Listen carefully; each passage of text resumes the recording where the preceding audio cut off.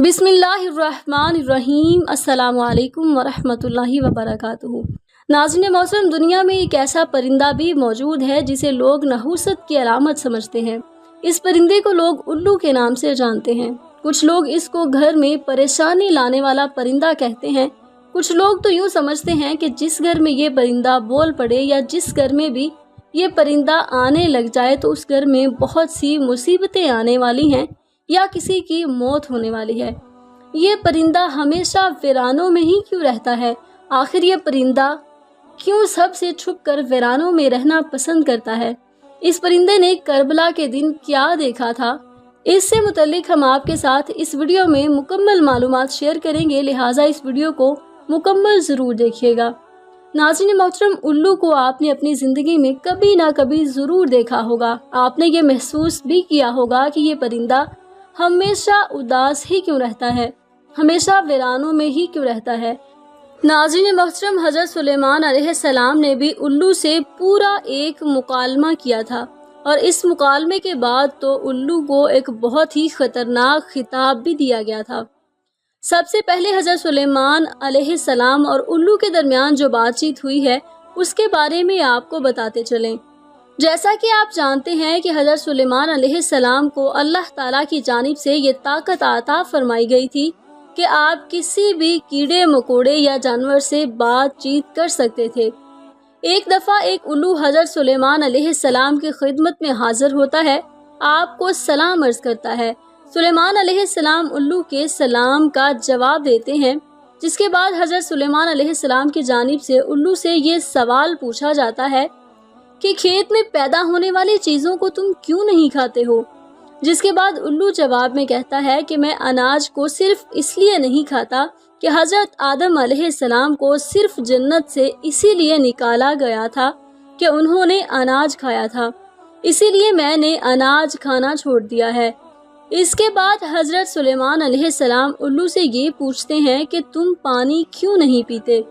जिसके जवाब में उल्लू का ये कहना होता है क्योंकि ये वही पानी है जिसमें हज़रत नूह अलैहिस्सलाम की कौम को गर्क किया गया था। इसके बाद हज़रत सुलेमान अलैहिस्सलाम उल्लू से फिर सवाल करते हैं कि तुम दिन में क्यों नहीं निकलते? जिसके जवाब में उल्लू कहता है क्योंकि दिन के वक्त एक इंसान दूसरे इंसान पर जुल्म करता है, इसलिए मैं दिन को नहीं निकलता। हज़रत सुलेमान की जानिब से एक और सवाल किया जाता है कि जब तुम वीराने में बैठे होते हो अकेले में क्या बड़बड़ाते हो? जिसके जवाब में उल्लू ये कहता है कि जब भी मैं वीराने में बैठा होता हूँ तो मैं ये सवाल करता हूँ कि कहाँ गए वो तमाम लोग जो इस जगह पर बसा करते थे, बहुत ऐशो इशरत की ज़िंदगी बसर किया करते थे।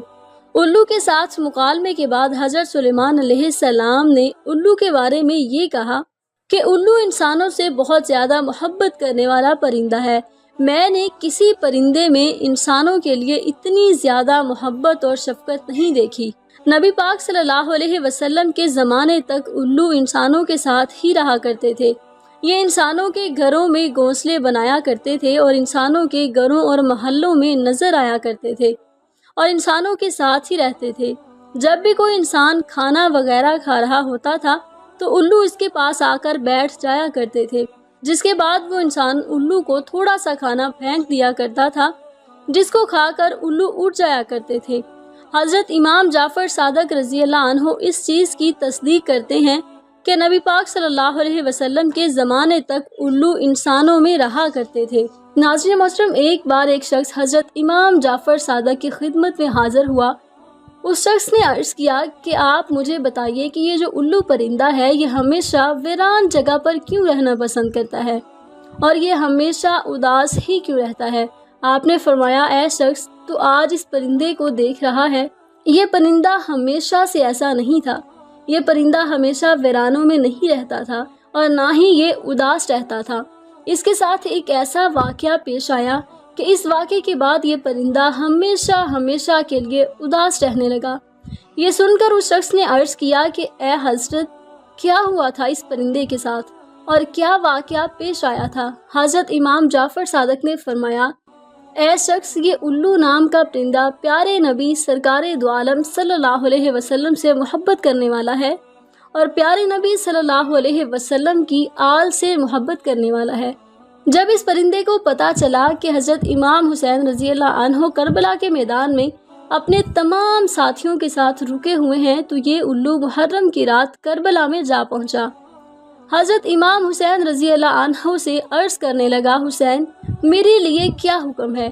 تو امام حسین علیہ السلام نے فرمایا کہ اے پرندے تو یہاں سے چلا جا، کیونکہ کل جو کچھ بھی پیارے نبی محمد صلی اللہ علیہ وسلم اور ان کی آل کے ساتھ ہونے والا ہے وہ تم دیکھ نہیں پاؤ گے۔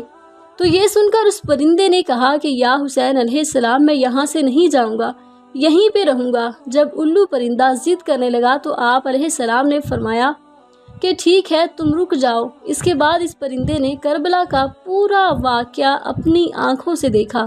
یزید نے امام حسین علیہ السلام کا سر مبارک آپ کے بدن سے جدا کیسے کیا، اس پرندے نے سب کچھ اپنی آنکھوں سے دیکھا۔ امام حسین علیہ السلام کے ساتھیوں کے ساتھ جو بھی سلوک کیا گیا اس پرندے نے اپنی آنکھوں سے دیکھا۔ تب سے یہ پرندہ انسانوں سے نفرت کرنے لگا ہے اور انسانوں سے ڈرنے لگا ہے۔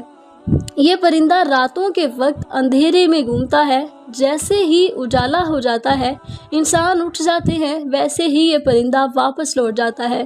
کچھ لوگ الو کو منحوس سمجھتے ہیں، ان کو یہ نہیں پتا کہ یہ منحوس کس وجہ سے ہے، بس ایسے ہی اس کو منحوس کہنا شروع کر دیتے ہیں۔ یہ کسی گھر کے آس پاس آ کر بول دے تو لوگ سمجھتے ہیں کہ ہمارے اوپر کوئی مصیبت آنے والی ہے۔ کئی لوگ تو ایسے ہیں کہ لوگ اس کے بولنے کی وجہ سے اپنا گھر بار چھوڑ دیتے ہیں۔ الو کو منحوس سمجھنا ایک جاہلانہ سوچ ہے۔ یہ بیچارہ پرندہ تو کبھی کبھار ہی بولتا ہے، یہ بیچارہ تو انسانوں سے ڈرتا پھرتا ہے، اس کو کہیں پہ بھی انسان نظر آئے تو فوراً اٹھ جاتا ہے، تو یہ پرندہ کسی کا کیا بگاڑے گا؟ آپ کو یہ جان کر حیرانی ہوگی کہ دنیا میں 205 اقسام کے الو پائے جاتے ہیں، لیکن ان کی پوری قوم کو 2 خاص قبیلوں میں بانٹا گیا ہے، ایک باران الو اور دوسرا عام الو۔ آپ کو یاد رہے کہ کیڑے مکوڑے وغیرہ انسان کے دشمن تو ہوتے ہی ہیں لیکن کھیتوں کے بھی دشمن ہوتے ہیں، لیکن الو ان کو اپنی خوراک بنا کر کروڑوں کا اناج بچاتا ہے۔ الو لوگوں کی مالی مدد کرتا ہے، اس لیے الو انسان کا دوست کہلاتا ہے۔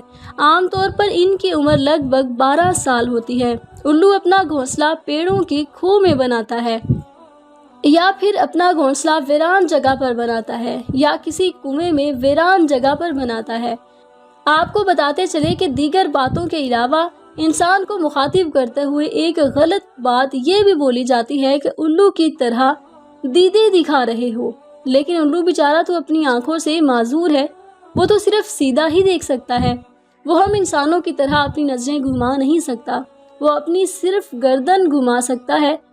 تو کچھ لوگ الو کا طعنہ دے کر لوگوں کو کہتے ہیں کہ الو کی طرح کیا دیکھ رہے ہو، دوسرے پرندوں کی نسبت اس کے پر بہت ہی ہلکے ہوتے ہیں اور ملائم بھی ہوتے ہیں، اسی لیے جب یہ اڑتا ہے تو اس کے پروں کی بالکل بھی آواز نہیں ہوتی۔ ناظرین محترم، الو کے متعلق مختلف علاقوں میں مختلف عقیدے پائے جاتے ہیں، جیسا کہ برطانیہ میں الو کے بولنے یا اس کے رونے کی آواز کو منحوس سمجھا جاتا ہے۔ جنوبی افریقہ میں الو کی آواز کو موت کی علامت سمجھا جاتا ہے۔ کینیڈا میں لگاتار 3 دن الو کے بولنے سے کسی کی موت سمجھی جاتی ہے۔ چین میں الو دکھائی دینے پر پڑوسی کی موت سمجھی جاتی ہے۔ ایران میں الو کی اچھی آواز کو خوشی کی خبر مانا جاتا ہے اور رونے والی آواز کو بری خبر سمجھتے ہیں۔ ترکی میں بھی الو کو منحوس ہی سمجھا جاتا ہے، لیکن سفید الو کو صحیح سمجھا جاتا ہے۔ ہندوستان میں الو کا گھر پر بیٹھ کر بولنا اچھا شگن نہیں مانا جاتا، لیکن ہندوستان میں دیوالی کے موقع پر خوشخبری لانے کے لیے جادو ٹونے ختم کرنے کے لیے الو کی بلی چڑھاتے ہیں، یعنی کہ الو کی قربانی دیتے ہیں۔ ناظرین محترم، ہم امید کرتے ہیں کہ آج کی اس ویڈیو سے آپ کو بہت ساری معلومات ملی ہوگی۔ اس ویڈیو کو لائک اور شیئر بھی کیجیے گا۔